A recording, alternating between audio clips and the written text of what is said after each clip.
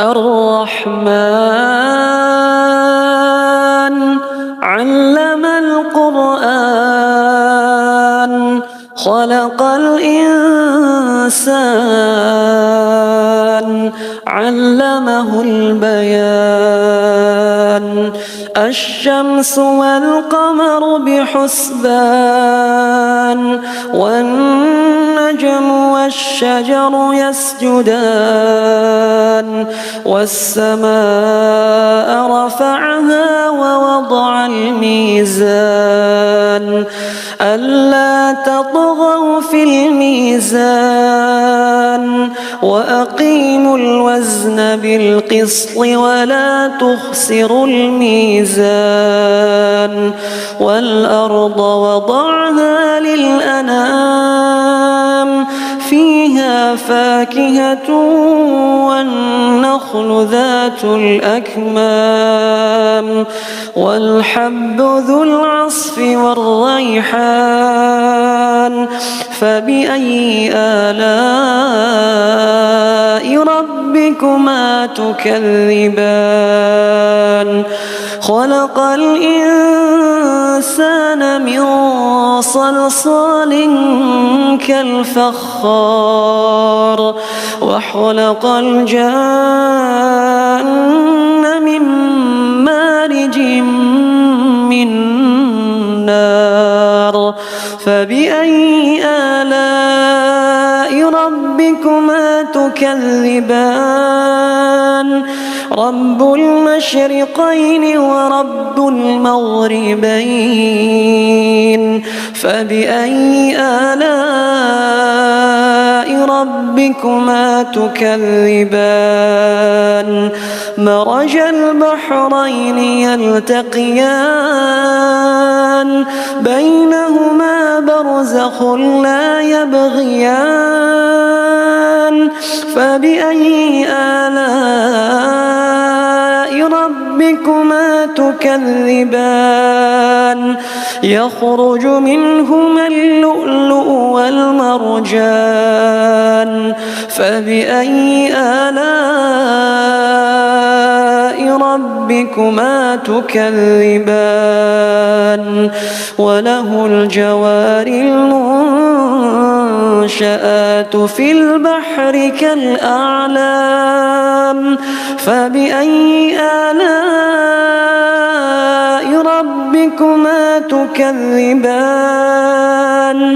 كل من عليها فان ويبقى وجه ربك ذو الجلال والإكرام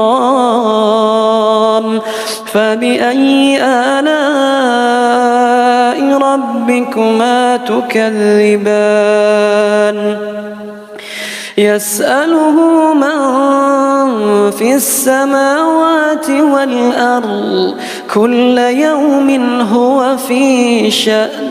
فبأي آلاء ربكما تكذبان سنفرغ لكم أيها الثقلان فبأي آلاء ربكما تكذبان يا معشر الجن والإنس إن استطعتم أن تنفذوا من أقطار السماوات والأرض فانفذوا لا تنفذون إلا بسلطان فبأي آلاء ربكما تكذبان يرسل عليكما شواظ من نار يرسل عليكما شواظ من نار ونحاس فلا تنتصران فبأي آلاء ربكما تكذبان فإذا انشقت السماء فكانت وردة كالدهان فبأي آلاء ربكما تكذبان فيومئذ لا يسأل عن ذنبه إنس ولا جان فبأي آلاء ربكما تكذبان يعرف المجرمون بسيماهم فيؤخذ بالنواصي والأقدام فبأي آلاء ربكما تكذبان هذه جهنم التي يكذب بها المجرمون يطوفون بينها وبين حميم آن فبأي آلاء ربكما تكذبان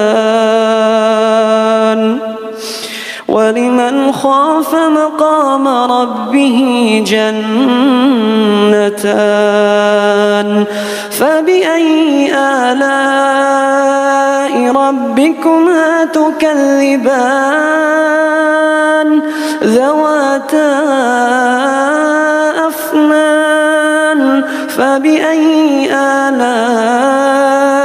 ربكما تكذبان فيهما عينان تجريان فبأي آلاء ربكما تكذبان